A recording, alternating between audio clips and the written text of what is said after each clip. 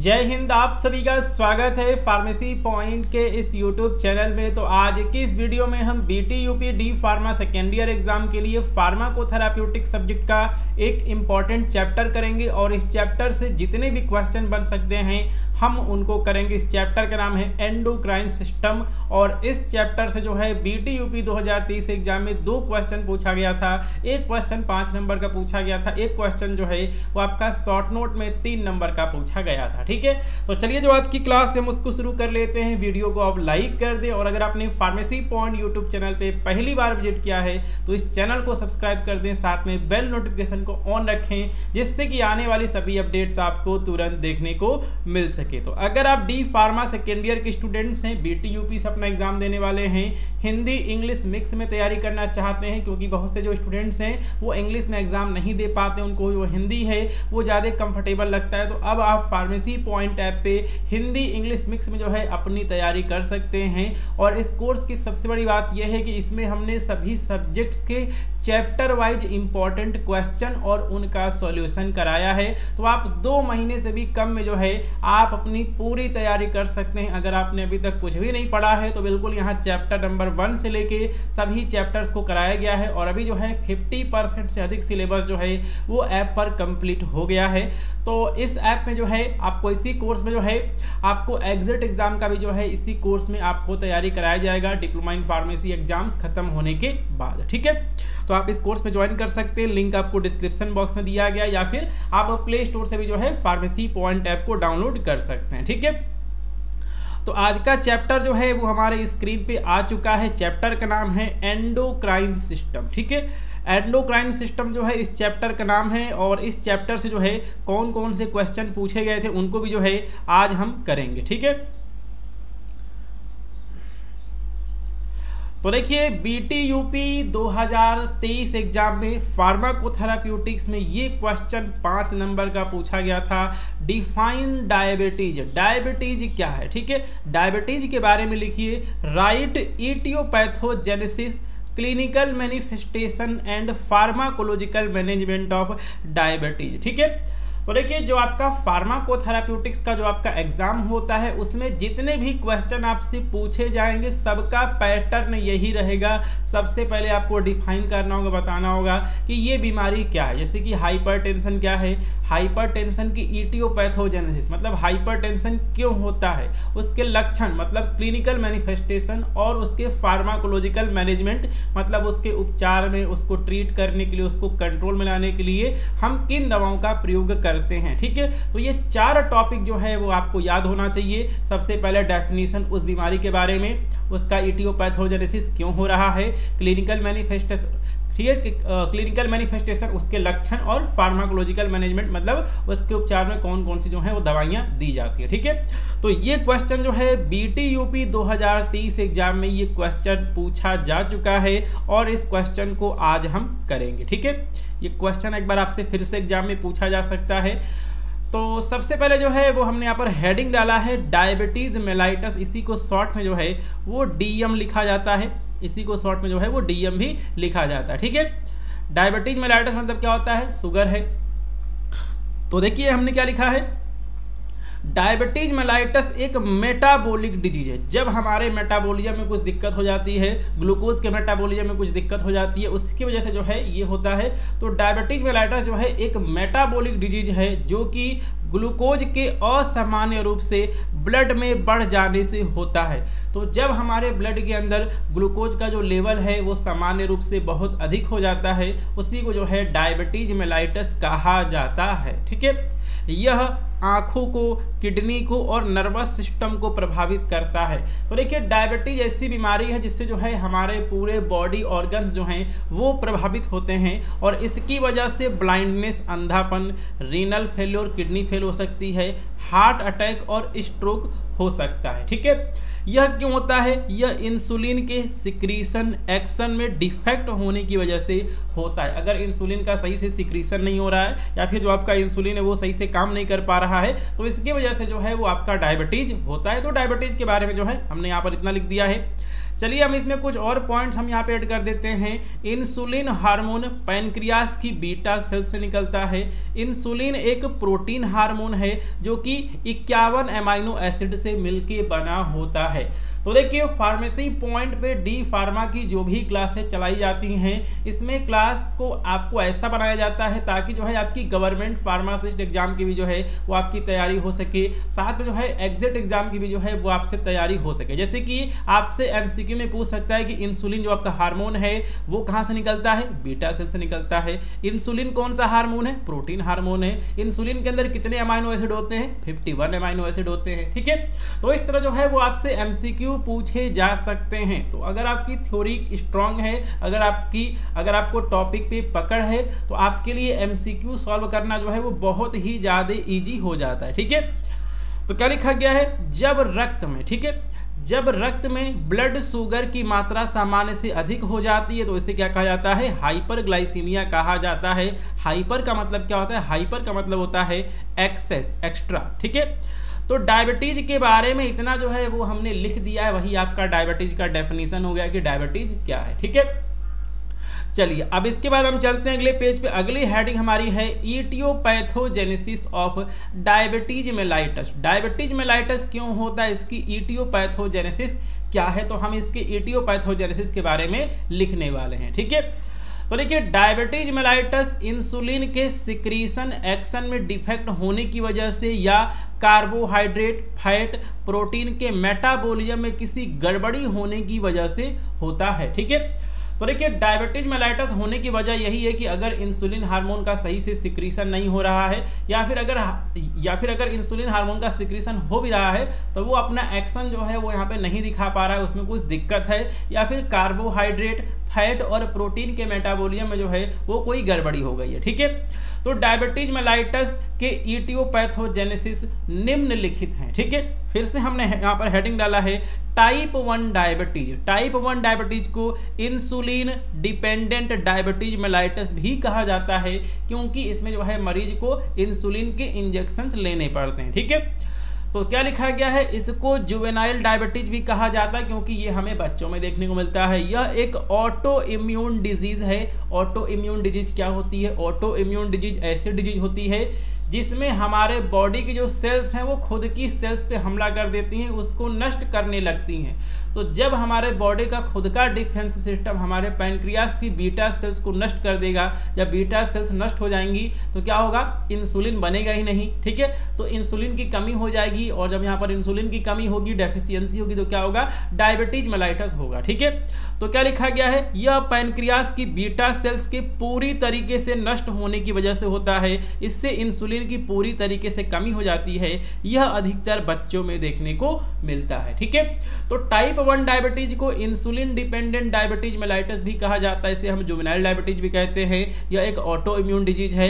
यह पैनक्रियास की beta cells के पूरी तरीके से नष्ट हो जाने की वजह से होता है और इसमें इंसुलिन की पूरी तरीके से कमी हो जाती है। यह अधिकतर बच्चों में देखने को मिलता है और इसलिए जो है हमें इसमें इंसुलिन के इंजेक्शंस देने पड़ते हैं। ठीक है, चलिए अगला है आपका टाइप 2 डायबिटीज। इसको insulin non dependent diabetes mellitus कहा जाता है, मतलब इसमें हमें इंसुलिन के इंजेक्शन देखने को नहीं मिलते हैं और ये हमें जो है अधिक हमें वयस्कों में, एडल्ट्स में हमें देखने को मिलता है। ठीक है, यह डायबिटीज का सबसे अधिक देखने को मिलता है। इसमें पैनक्रियास की बीटा सेल्स पूरी तरीके से इंसुलिन का उत्पादन नहीं करती हैं अथवा यदि इंसुलिन बनता भी है तो वह असरदार नहीं होता है क्योंकि इंसुलिन रेजिस्टेंस हो जाता है। ठीक है, तो जो आपका टाइप 2 डायबिटीज है इसमें क्या होता है कि बीटा सेल्स को जितनी मात्रा में इंसुलिन बनाना चाहिए वो उतनी मात्रा में नहीं बनाती हैं, या फिर अगर इंसुलिन बनता भी है तो वो इफेक्टिव नहीं होता है, असरदार नहीं होता है क्योंकि हमारे शरीर के अंदर कुछ चेंजेस होते हैं और इंसुलिन रेजिस्टेंस हो जाता है। ठीक है, यह अक्सर जो है वो हमें एडल्ट्स यानी कि वयस्कों में जो है वो देखने को मिलता है। ठीक है, उसके बाद तीसरा हमने लिखा इटियोपैथोजेनेसिस हार्मोनल इम्बैलेंस। तो अगर शरीर के अंदर हार्मोन जो है उनका इम्बैलेंस हो जाए तो इसकी वजह से भी जो है वो डायबिटीज हो सकती है। ठीक है, तो देखिए इसमें लिखा गया कि महिलाओं में प्रेगनेंसी के समय प्लेसेंटा से ऐसे हार्मोन बनते हैं जिससे कि इंसुलिन रेजिस्टेंस डेवलप होता है।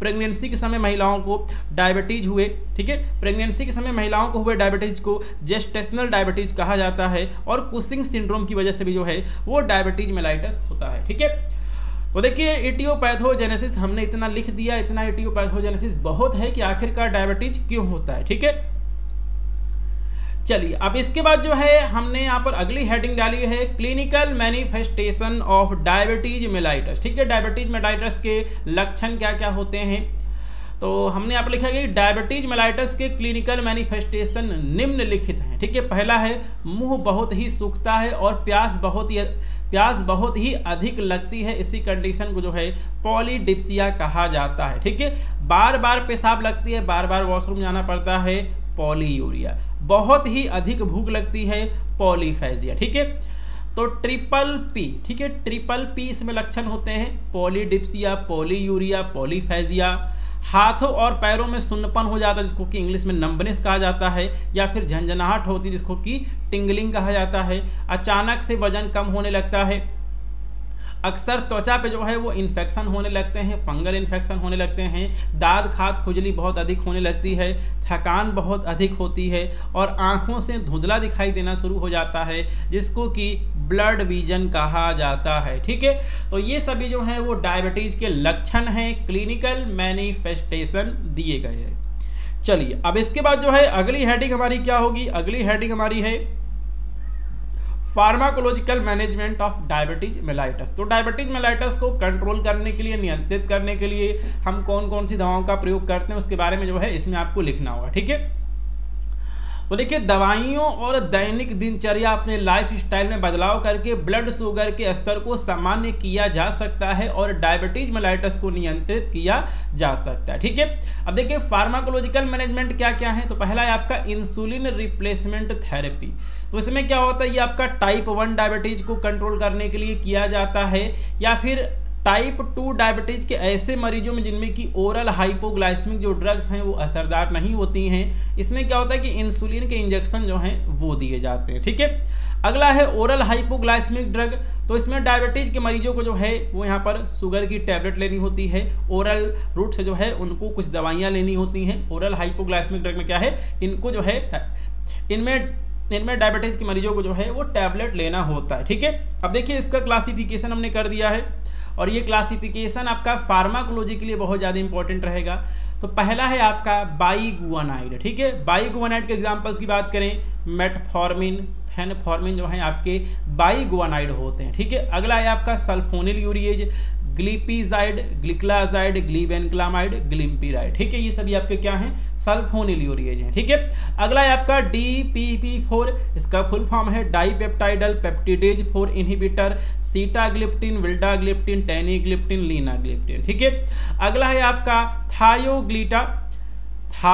ठीक है, थायाजोलिडिन डायोन। ठीक है, इसको जो है यहाँ पर ग्लिटाजोन भी कहा जाता है और इसका एग्जाम्पल है पायोग्लिटाजोन। ठीक है, उसके बाद हमारा अगली कैटेगरी है ग्लिनाइड। ठीक है, तो यहाँ पर ग्लिनाइड्स का एग्जाम्पल जो है वो दिया गया है रेपाग्लिनाइड और नाइट्रिग्लिनाइड। ठीक है, तो ये टेबल भी जो है वो आपको ड्रॉ करना होगा।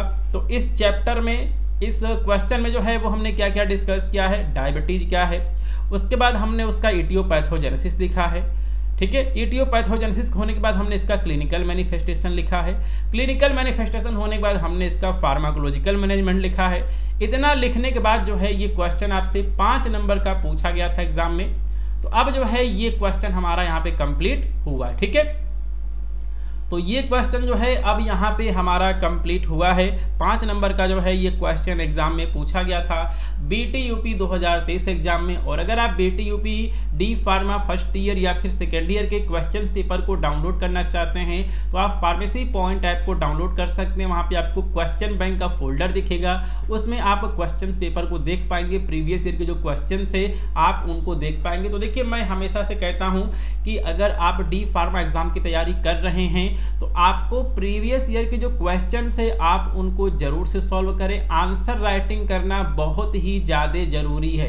तो प्रीवियस ईयर के जो भी क्वेश्चन पूछे गए हैं आप उनको सॉल्व करें। और साथ में अगर आप कोर्स में ज्वाइन होते हैं तो वहाँ पे आपको फ्री में PDF नोट्स भी जो है कोर्स में आपको देखने को मिलता है। तो जो भी आपको PDF दिया जा रहा है उसमें जो भी क्वेश्चन और उनका सोल्यूशन आपको दिया जा रहा है तो आप उनको अपने कॉपी में जरूर से लिखें। ठीक है, लिखने से क्या होगा, प्रैक्टिस होगा और आपको जो है आपको चीज़ें याद भी होंगी। ठीक है, चलिए अब इसके बाद जो है हम चलते हैं अगले क्वेश्चन पे। अगला क्वेश्चन हमारा क्या है, अगला क्वेश्चन भी जो है हमारा इसी चैप्टर से है, व्हाट इज हाइपरथायरॉयडिज्म। ठीक है, तो ये क्वेश्चन जो है ठीक है बीटी यूपी 2030 एग्जाम में क्वेश्चन क्या पूछा गया था, क्वेश्चन ये पूछा गया था कि व्हाट इज हाइपरथायरॉयडिज्म। ठीक है, हाइपरथायरॉयडिज्म क्या है और उसकी इटियोपैथोजेनेसिस लिखना था। ठीक है, what is hyperthyroidism, right aetiopathogenesis of hyperthyroidism. ये क्वेश्चन जो है बीटी यूपी 2023 एग्जाम में 3 नंबर का जो है वो पूछा गया था। ठीक है, तो देखिए अगर आप किसी भी क्वेश्चन को 5 नंबर का मान के अगर आप उसको प्रिपेयर करते हैं तो आप उसी क्वेश्चन में जो है अगर आपसे शॉर्ट आंसर में क्वेश्चन पूछा जाता है, ठीक है 3 नंबर का क्वेश्चन पूछा जाता है तो आप उसको सॉल्व कर पाएंगे। ठीक है, चलिए तो इस क्वेश्चन को जो है वो हम यहाँ पे कर लेते हैं। तो क्वेश्चन क्या है कि व्हाट इज हाइपरथायरॉयडिज्म। तो सबसे पहले हमें लिखना है कि हाइपरथायरॉयडिज्म है क्या। ठीक है, तो हाइपरथायरॉयडिज्म जो है थायराइड ग्लैंड से जुड़ी वह बीमारी है जिसमें थायराइड ग्लैंड बहुत अधिक सक्रिय हो जाता है, ओवर एक्टिव हो जाता है, जिससे सामान्य से बहुत अधिक थायराइड हार्मोन बनने लगते हैं। तो जब हमारा थायराइड हार्मोन सामान्य से अधिक बहुत ज़्यादा हार्मोन बनाने लगता है तो उसे क्या कहा जाता है, हाइपरथायरॉयडिज्म कहा जाता है। ठीक है, उसके बाद हमने क्या लिखा है, थायराइड ग्लैंड जो होती है बटरफ्लाई के आकृति की एक ग्लैंड होती है जो कि गले के सामने होती है। इससे अब देखिए थायराइड ग्लैंड से कौन कौन से हार्मोन बनते हैं, thyroxine, T4, try iodothyronine, T3 और कैल्सिटोनिन हार्मोन जो हैं बनते हैं। ठीक है, तो हाइपरथायरॉयडिज्म के बारे में इतना हमने लिख दिया है तो हमारा यहाँ पे आंसर कंप्लीट हो गया कि हाइपरथायरॉयडिज्म है क्या। ठीक है, अब इसके बाद जो है हम इसके इटियोपैथोजेनेसिस को लिखेंगे, हाइपरथायरॉयडिज्म क्यों होता है। तो हमने लिखा है कि हाइपरथायरॉयडिज्म होने के निम्नलिखित वजहें हो सकती हैं। ठीक है, हाइपरथायरॉयडिज्म होने की निम्नलिखित वजहें हो सकती हैं। पहला है आपका ग्रेव डिजीज, यह एक ऑटो इम्यून डिजीज है, यह हाइपरथायरॉयडिज्म होने का सबसे सामान्य कारण है। तो हाइपरथायरॉयडिज्म जो है वो क्यों होता है, सामान्य तौर पे ग्रेव डिजीज की वजह से होता है। ठीक है, अगला है आपका इन्फ्लेमेशन ऑफ थायराइड यानी कि थायराइड में सूजन। तो इसको जो है थायराइडाइटिस भी जो है इसको कहा जाता है। इसमें थायराइड ग्लैंड में वायरल इन्फेक्शन या प्रेगनेंसी या फिर कुछ दवाइयों जैसे कि एमियोडारोन की वजह से ये हो सकता है। ठीक है, तो एमियोडारोन ऐसी ड्रग है जिसकी वजह से जो है हमारे थायराइड ग्लैंड के अंदर जो है वो इन्फ्लेमेशन हो सकता है। ठीक है, अगला है आपका टॉक्सिक एडिनोमा। ठीक है, तो इसे टॉक्सिक थायराइड एडिनोमा या फिर इसे प्लमर डिजीज भी कहते हैं। इसमें थायराइड ग्लैंड में ऐसे नोड्यूल्स यानी कि गांठें बन जाती हैं जिससे थायराइड हार्मोन बहुत ही अधिक मात्रा में बनने लगता है। तो हमने यहाँ पर हाइपरथायरॉयडिज्म के इटियोपैथोजेनेसिस को हमने लिख दिया है कि मतलब जो है हाइपरथायरॉयडिज्म किन वजहों से होता है। ठीक है, तो देखिए आप चाहे अपना एग्जाम हिंदी में दें या फिर इंग्लिश में दें, बीटी यूपी में इससे कोई मतलब नहीं है, लेकिन आपको सही कंटेंट लिखना है, आपको आंसर सही लिखना है और सुंदर राइटिंग में लिखना है, तो आपको नंबर जो है वो पूरा मिलेगा, आपकी बैक नहीं लगेगी। ठीक है, चलिए अब इसके बाद जो है हम इसके क्लिनिकल मैनिफेस्टेशन के बारे में डिस्कस कर लेते हैं कि इसके लक्षण क्या क्या होते हैं। ठीक है, तो पहला है घबराहट या फिर चिड़चिड़ापन। ठीक है, इसको बोला जाता है नर्वसनेस एंड इरिटेबिलिटी। ठीक है, अगला है थकान यानी कि फैटिगी, मांसपेशियों में कमजोरी, वीकनेस इन मसल्स, हाथों में कपकपी, ट्रीमर्स इन हैंड, नींद न आना, तेज और अनियमित दिल की धड़कन पैल्पिटेशन हो जाता है, डायरिया हो सकता है, वजन घटना है, ठीक है वजन कम होने लगता है, वेट लॉस, और भूख का बढ़ जाना, इंक्रीज एपेटाइट। तो ये सभी जो हैं हाइपरथायरॉयडिज्म के क्लिनिकल मैनिफेस्टेशन होते हैं, लक्षण होते हैं। ठीक है, चलिए अब इसके बाद जो है हमारी अगली हेडिंग पड़ेगी फार्माकोलॉजिकल मैनेजमेंट ऑफ हाइपरथायरॉयडिज्म। तो हाइपरथायरॉयडिज्म के फार्माकोलॉजिकल मैनेजमेंट क्या है, मतलब इनके उपचार में हम किन दवाइयों को देते हैं। ठीक है, तो पहला है आपका एंटी थायराइड ड्रग। तो ये थायराइड हार्मोन के सिंथेसिस को ये कम करते हैं, यह थायराइड पेरोक्सिडेज एंजाइम्स को इनहिबिट करता है। मैथिमाजोल, कार्बिमाजोल, प्रोपाइल थायोजिरेसिल इसके उदाहरण है। कार्बिमाजोल एक प्रो ड्रग होती है जो कि बाद में मैथिमाजोल में बदल जाती है। ठीक है, अगला पॉइंट है आयोडीन 137। तो ये आपका रेडियो एक्टिव आयोडीन होता है, इसका प्रयोग हाइपरथायरॉयडिज्म के उपचार में होता है, इससे एक्स किरणें और बीटा कण निकलते हैं। ठीक है, अगली कैटेगरी है बीटा ब्लॉकर की। तो ये ट्रीमर, ट्रैकीकार्डिया, पाल्पिटेशन को कम करने के लिए दिया जाता है। प्रोप्रेनोलॉल, एटिनोलॉल इसके उदाहरण हैं। ठीक है, तो इस तरह जो है इस पूरे चैप्टर को हमने ख़त्म कर लिया है। इस चैप्टर में जो है वो डायबिटीज और हाइपरथायराइडिज्म यही बस केवल 2 टॉपिक दिए गए हैं और इन्हीं से जो है वो आपसे एग्जाम में क्वेश्चन पूछा जा सकता है। ठीक है, तो अगर आप इसी तरह अपने सभी सब्जेक्ट्स की तैयारी करना चाहते हैं D pharma second year exams के लिए, तो आप फार्मेसी पॉइंट ऐप को प्ले स्टोर से डाउनलोड करके जो डी फार्मा सेकेंड ईयर का जो आपका डी फार्मा सेकेंड ईयर का क्रैश कोर्स है आप उस कोर्स में ज्वाइन कर सकते हैं और बहुत ही कम प्राइस में जो है आप अपने सभी सब्जेक्ट्स की तैयारी कर सकते हैं और इसी कोर्स में एग्ज़ाम ख़त्म होने के बाद आपको एग्जिट एग्ज़ाम की भी जो है वो आपको तैयारी कराई जाएगी। ठीक है, तो आज की इस क्लास में इतना ही, मिलते हैं अगली क्लास में। जय हिंद।